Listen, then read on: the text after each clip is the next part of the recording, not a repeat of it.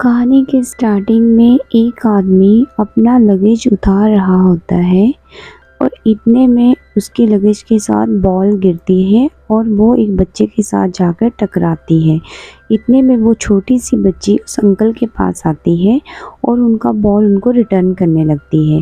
इतने में वहाँ पर एक बच्चा नाच रहा होता है, वो उस अंकल का बेटा होता है। और इतने में ही अंकल उस लड़की को पूछते हैं कि क्या बेटा आपका घर यहीं पास में है क्या? तो वो बच्ची बोलती हाँ अंकल मेरा घर यहीं पास में है। तो इतने में वो अंकल अपने बेटे को अपने पास बुलाते हैं और उनका इंट्रोडक्शन एक दूसरे के साथ देते हैं। तो लड़की बोलती है कि मेरा नाम रितु है और लड़का बोलता है कि मेरा नाम शिशिर है। तो वो दोनों अपने स्कूल के नाम बताते हैं कि हमारा ये स्कूल है और मैं इतने स्टैंडर्ड में पढ़ती हूँ।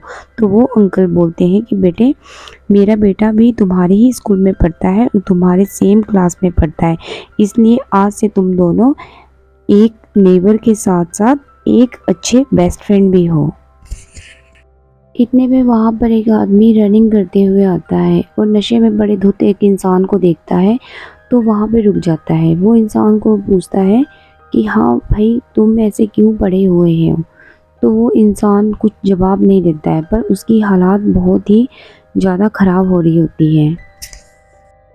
अगले दिन शिशिर के पापा जो कि एक बहुत बड़े डॉक्टर होते हैं और ये आदमी जो नशे की धुत में सड़क के पास पड़ा होता है, वो शिशिर के पापा के पास अपना चेकअप करवाने के लिए आते हैं। तो शिशिर के पापा जो होते हैं डॉक्टर, वो उनको बताते हैं कि तुम्हारी सिचुएशन बहुत ख़राब है, तुम्हें जल्दी से जल्दी अपना सारा कुछ ये मतलब कि ड्रिंक वगैरह सब कुछ बंद करना पड़ेगा, नहीं तो तुम 2-3 साल से ज़्यादा जीने नहीं वाले हो। तो वो आदमी बोलता है कि मुझे जी के कुछ करना भी नहीं है, इसलिए मुझे कोई फ़र्क नहीं पड़ता है कि मैं आज मरूं या कल मरूं। इंसान ने जब इस दुनिया में आया है तो वो एक न एक दिन तो मरेगा ही मरेगा। तो इतने में वो वहाँ से जा रहे होते हैं तो डॉक्टर उनको रोकता है और वो कहता है कि जब तुम्हें मरना ही है तो मैं तुम्हें एक ऐसी दवाई देता हूँ जिसको खाने से तुम 2-3 साल नहीं बल्कि 2-3 दिन में ही मर जाओगे। तो वो आदमी मुस्कुराता है और कुछ बोलता नहीं है। इतने में डॉक्टर बोलते हैं कि तुम मरने से पहले एक अच्छा काम कर जाओ। तो वो बंदा पूछता है कि मुझे क्या करना पड़ेगा? तो वो डॉक्टर बताते हैं कि मेरा बेटा है जिसका नाम है शिशिर, उसको सिंगिंग का बहुत शौक है। क्या तुम उसे गाना गाना सिखा सकते हो? क्योंकि वो आदमी एक बहुत बड़ा गायकार होता है। और वहाँ पर दोनों बच्चे साथ में स्कूल जा रहे होते हैं। इतने में शिशिर की मम्मा उसको बुलाती है और वो बोलती है कि यहाँ पर रुको, और वो अपने काजल का टीका अपने बेटे को लगा देती है, क्योंकि शिशिर की मम्मा ने उसे हज़ार दुआओं के बाद उस बच्चे को पाया होता है। तो उसकी लड़की पूछती है कि आप आंटी ये क्या कर रहे हो? तो वो बोलती है मैं अपने बेटे को काला टीका लगा रही हूँ ताकि मेरे बेटे को दुनिया में किसी की नज़र न लगे। अब आता है क्लासरूम का सीन। इतने में एक बच्चा दूसरे बच्चे को टीज़ कर रहा होता है, छेड़ रहा होता है कि आज तेरी ऋतु नहीं आने वाली है। इतने में ऋतु अपने साथ शिशिर को साथ लेके आके देख बसंत का दिमाग बहुत ख़राब हो जाता है। बसंत होता है ऋतु का पहले का एक दोस्त। तब वो ऋतु को बोलता है कि तुम मेरे साथ आके यहाँ पर बैठो। तो वो ऋतु बोलती कि नहीं, आज के बाद मैं शिशिर के साथ ही बैठूंगी। तो इतने में बसंत को बहुत ज़्यादा गुस्सा आता है।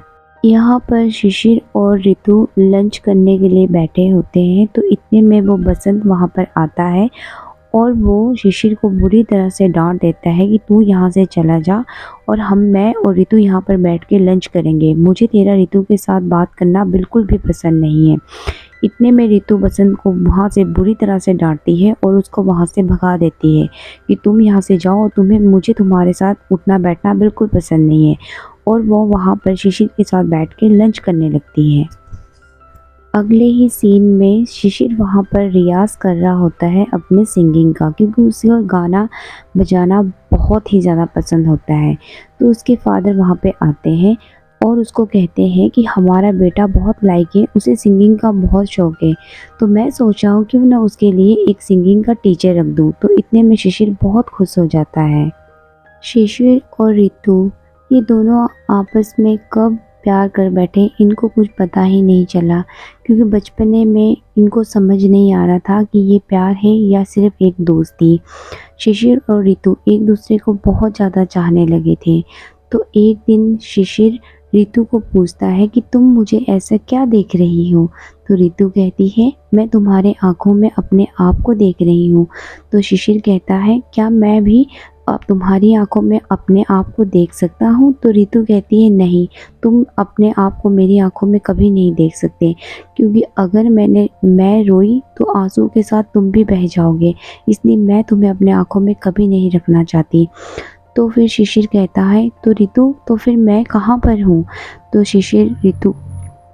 फिर ऋतु शिशिर को जवाब देती है कि तुम मेरे आँखों में नहीं हो, पर तुम वहाँ पर हो जहाँ जहाँ मैं जाऊँगी, तुम वहीं पर हो। तो तुम समझ जाओ कि तुम अब कहाँ पर हो। ये दोनों आपस में इतना प्यार करने लगे थे एक दूसरे के साथ कि इन्हें बस एक दूसरे के सिवाय कोई नहीं चाहिए होता था। चाहे वो स्कूल हो, चाहे वो घर हो, ये दोनों एक दूसरे के साथ हमेशा रहते थे। शिशिर को सिंगिंग का बहुत ज़्यादा शौक होता है और वो ऋतु को हमेशा कुछ न कुछ गाकर सुनाता ही रहता था, और वो हमेशा एक गाना गुनगुनाया करता था। तो गाने के बोल कुछ इस तरह से हैं कि वो गाता था कि दुनिया में किसी को मरने का शौक नहीं होता है, लेकिन अगर वो इस दुनिया में आया है तो एक न एक दिन उसे जाना ही पड़ेगा। भगवान जी ने कोई भी ऐसा शहर नहीं बनाया है जहाँ पे लोग मरा नहीं करते हैं। तो ऋतु हमेशा यही बोलती थी कि प्लीज़ आप ये गाना मेरे सामने मत गाया करो, मुझे अच्छा नहीं लगता है।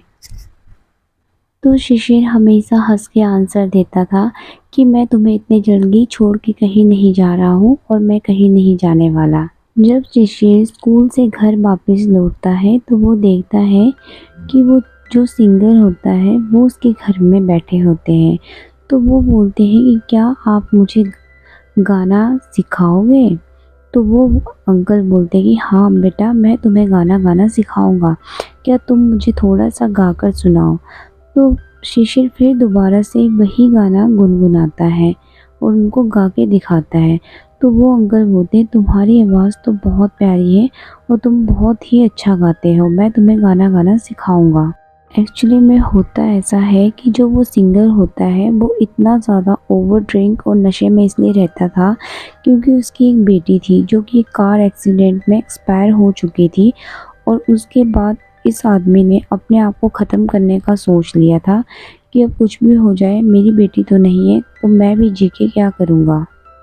पर शिशिर को देखने के बाद वो सोचता है कि नहीं, मैं इस बच्चे को सिंगिंग पक्का सिखाऊंगा चाहे कुछ भी हो जाए।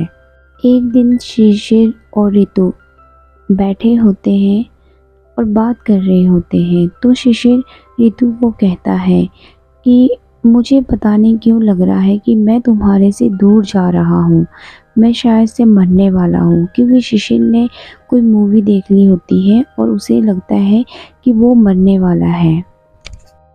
एक दिन स्कूल जाते टाइम ऋतु के शूज़ ख़राब हो जाते हैं। तो ऋतु कहती है कि मेरे शूज़ ख़राब हो गए हैं, अब मुझे टीचर मारेगी। तो शिशिर अपने हैंकी लगा के निकाल के उसके शूज़ को साफ कर रहा होता है। तो ऋतु शिशिर को पूछती है कि तुमने अपने हैंकी मेरे शूज़ के लिए ख़राब क्यों किए? तो शिशिर ने कहा कि मैं तुम्हें रोता हुआ नहीं देख सकता हूँ, मैं तुम्हें अपने आप से भी ज़्यादा प्यार करता हूँ। इतने में वहाँ पर एक पागल आदमी आता है और वहाँ पर उन लोगों को डराने लगता है। इतने में ऋतु कहती है कि हमें यहाँ से भागना चाहिए, वो हमें पत्थर मारेगा, इससे पहले हम भाग जाते हैं। इतने में वो भिखारी उनके साथ उलझने लगता है और उनको उल्टा सीधा बोलने लगता है। तब शिशिर और ऋतु वहाँ से भागने लगते हैं और वो पत्थर उठा रहा होता है। दौड़ते दौड़ते शिशिर के पेट में दर्द होने लगती है। कुछ दूर दौड़ते ही शिशिर के आँखों में कुछ इरिटेशन सी होने लगती है।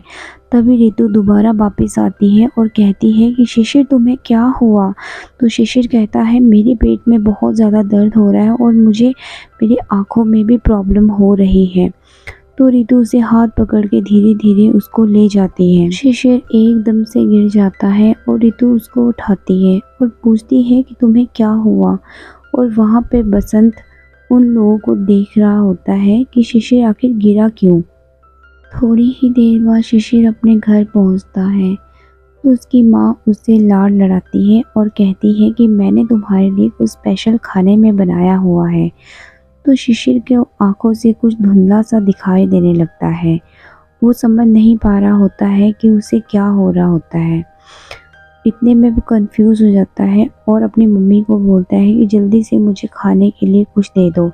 लेकिन शिशिर अपनी मम्मी को पूरा साफ-साफ नहीं बता पा रहा होता है कि उसे आँखों में बहुत ज़्यादा इरिटेशन हो रही है और वो कुछ देख नहीं पा रहा है। उसे सारी चीज़ें धुंधली दिखाई देने लगती हैं। एकदम से शिशिर के आँखों में अंधेरा छाने लगता है। तो शिशिर सोचता है कि ये मुझे क्या हो रहा है। तो वो सोचता है कि अगर मैंने अपनी माँ को बता दिया तो मेरी माँ घबरा जाएगी।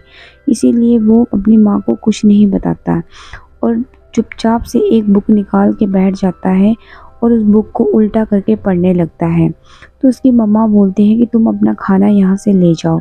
तो वो बोलता है कि नहीं मुझे पढ़ना है, तुम मेरा खाना यहीं पर लेके आओ। तो उनकी मम्मा बोलती हैं और दिन तो तुम्हें पढ़ने की कभी सोचती नहीं थी, आज क्या हुआ है? ना तुम फ्रेश हुए हो, ना तुमने चेंज किया है और तुम आते ही पढ़ने बैठ गए हो। इतने में उसकी मम्मी वहाँ पर आती है तो उसे वो देखती है और वो उल्टे किताब लेके बैठा होता है। तो उसकी मम्मी पूछती है कि तुम उल्टे किताब लेके क्यों पढ़ रहे हो? तो वो बोलता है कि मेरे स्कूल में कॉम्पिटिशन है उल्टे किताब पढ़ने के लिए। तो वो उसको खाने के लिए खाना का प्लेट आगे करती है। तो शिशिर को वहाँ पे खाने की प्लेट कहीं और पकड़ने के लिए ट्राई करता है। तो उसकी मम्मी को कुछ शक सा होता है कि खाने की प्लेट तो यहाँ पे है तो शिशिर अपना हाथ वहाँ पर क्यों कर रहा है। इतने में वो शिशिर को पूछती है कि शिशिर आखिर तुम्हें क्या हो रहा है? क्या हो रहा है? तुम बताओ क्या हो रहा है?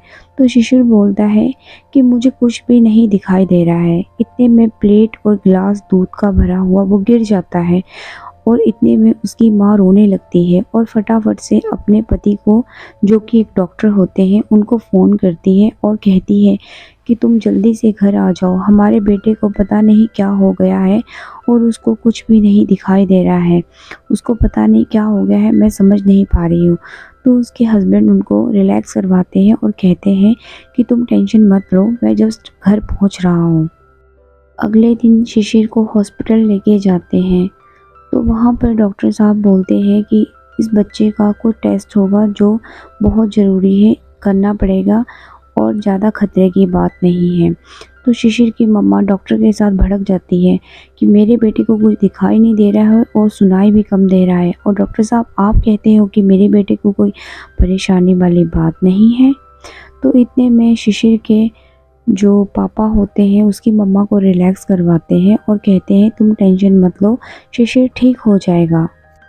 शिशिर के बहुत सारे टेस्ट होते हैं, उसका ब्रेन का टेस्ट होता है, ब्लड टेस्ट होता है। बहुत सारे टेस्ट के बाद डॉक्टर्स को पता चलता है कि शिशिर को कोई ऐसी बीमारी लग गई है जिसके कारण उसे धीरे-धीरे उसको मतलब उसका बोलना, दिखना, सुनना, शायद में भी उसकी पूरी बॉडी को पैरालाइज़ हो सकता है।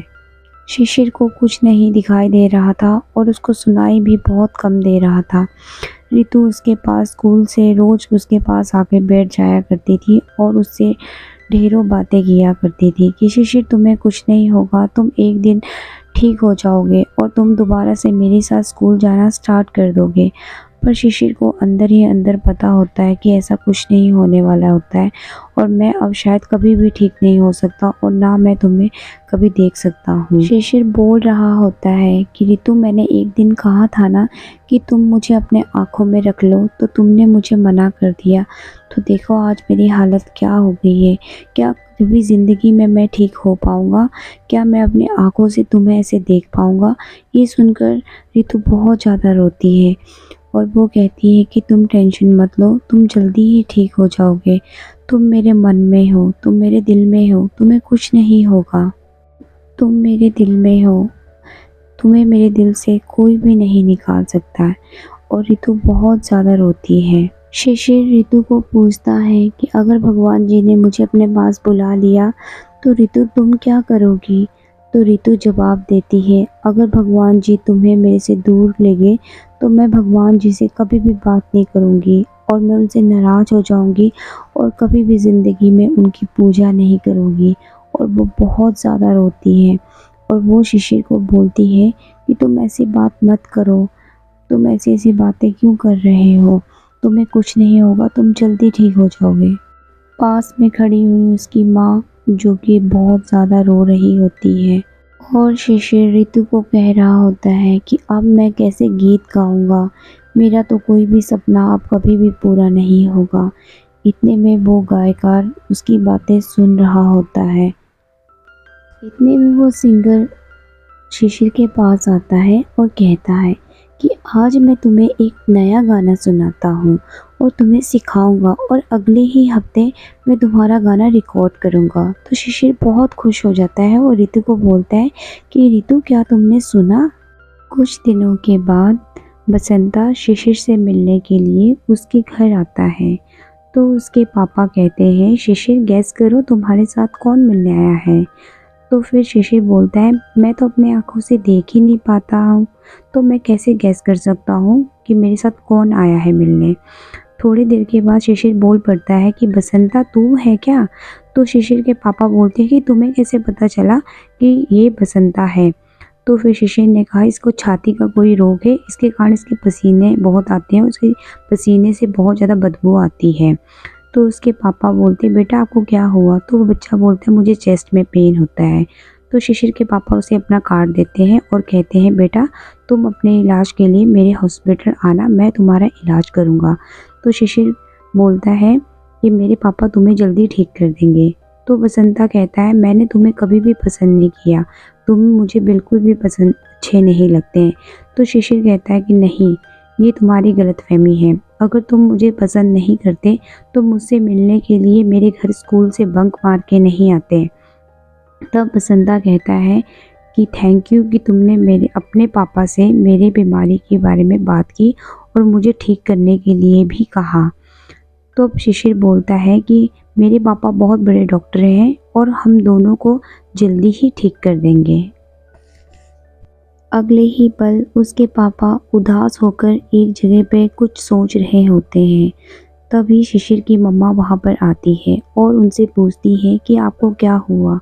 तो शिशिर के पापा बोलते हैं कि वहाँ पे एक तरफ मेरा बेटा कह रहा है मैं दुनिया का बहुत बड़ा डॉक्टर हूँ और मैं सब रोगों का इलाज करता हूँ। आज मैं इतना हेल्पलेस हो चुका हूँ कि मैं अपने बच्चे को ही नहीं बचा पा रहा हूँ। थोड़ी देर के बाद शिशिर की मम्मा उसके पास जाती है और उसको जगा देती है। तब शिशिर बोलता है कि मम्मा आपने मुझे क्यों जगाया? मैं अभी अपने सपने में एक एक्ट्रेस से बात कर रहा था। तो उसकी मम्मा कहती है कि अब तुम क्या दिन में ही सपने देखने लगे? तो शिशिर कहता है मम्मा मुझे दिन क्या और रात क्या मुझे कुछ पता नहीं चलता है, क्योंकि मेरे आंखों के सामने सिर्फ अंधेरा ही है, तो मुझे वक्त का क्या पता चलेगा।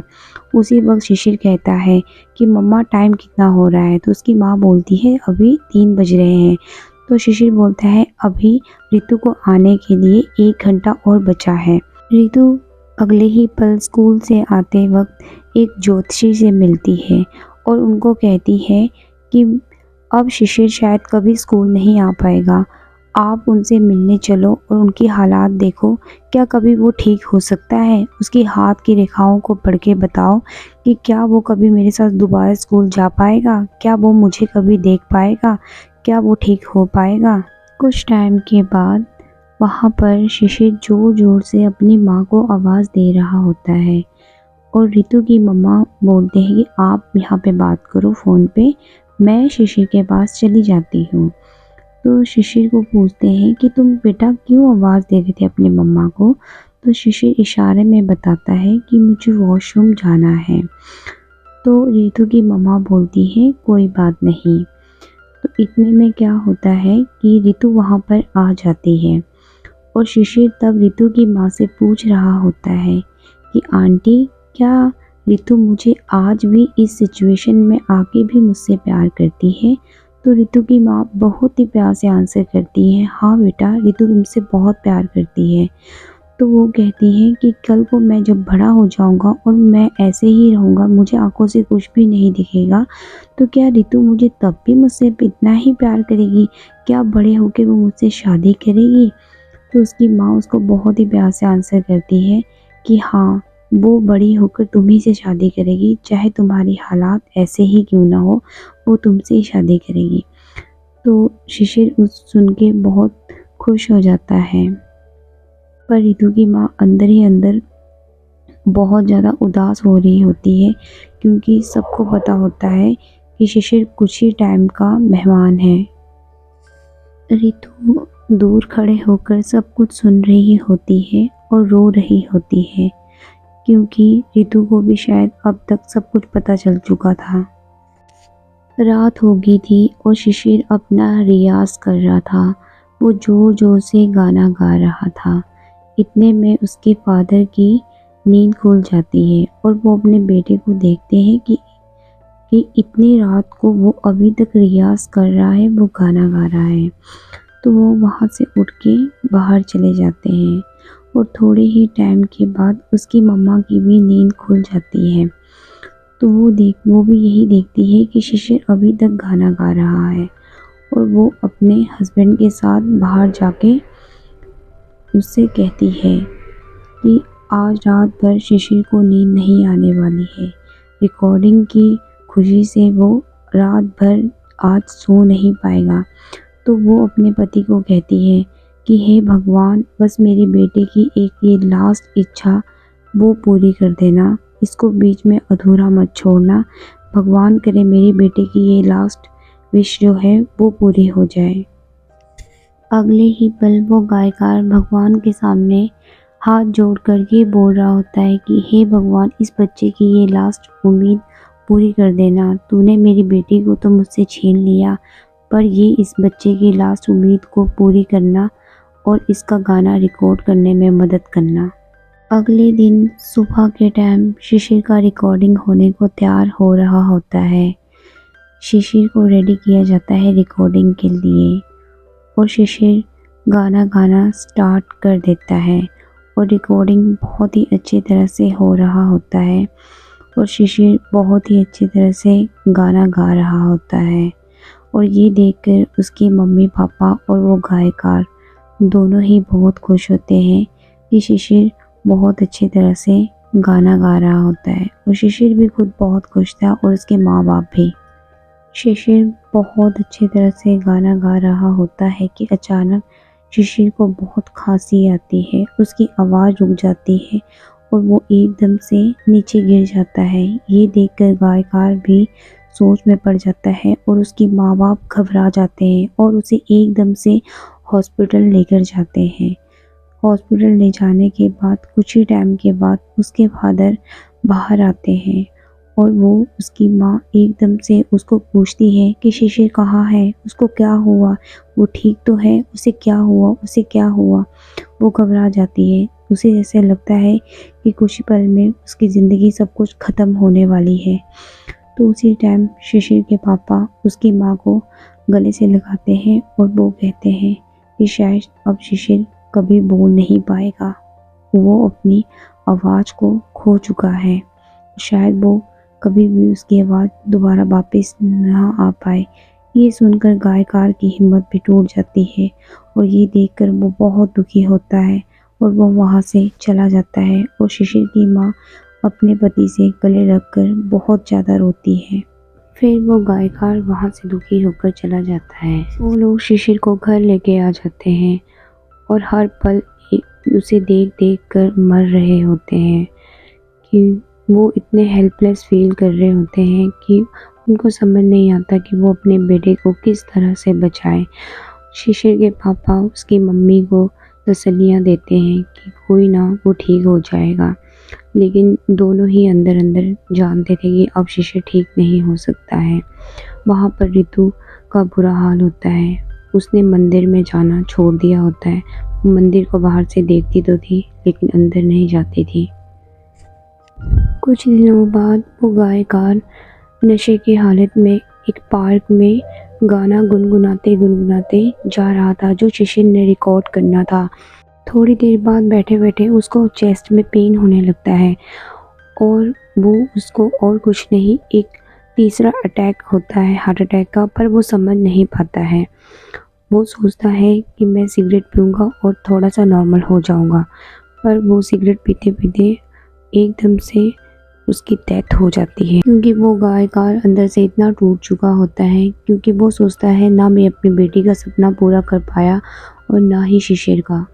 फिर एक दिन शिशिर के पापा शिशिर को देखकर दुखी हो रहे थे, तो उनकी नज़र शिशिर के चेस्ट पे पड़ी, नोटबुक पर पड़ी।